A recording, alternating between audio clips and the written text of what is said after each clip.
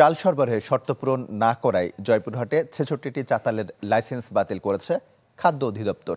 গেল বছরের ১৭ নভেম্বর থেকে শুরু হয় সরকারের ধান চাল সংগ্রহ কার্যক্রম, যার মেয়াদ শেষ হবে এবছরের ১৮ ফেব্রুয়ারি। এর মধ্যে লক্ষ্যমাত্রার ৯৫ ভাগ চাল সংগ্রহ হলেও ধান সংগ্রহ এখনও শূন্যের কোটায়। লাইসেন্স বাতিল করা মিলগুলোর বিদ্যুৎ সংযোগ বিচ্ছিন্ন সহ প্রয়োজনীয় ব্যবস্থা নেওয়া হচ্ছে বলে জানান জেলা খাদ্য নিয়ন্ত্রক। জয়পুরহাটে লাইসেন্সকৃত মিলের সংখ্যা ৩৬০টি। আমরা মনে করি যে আগে আমরা সংশ্লিষ্ট কর্তৃপক্ষের সঙ্গে এই বিষয়ে কথা বলবো, তাদের সঙ্গে যদি সন্তোষজনক আলাপ আলোচনা বা একটা ব্যবস্থা হয় তাহলে তো ইনশাল্লাহ আমাদের কোনো বলার নাই।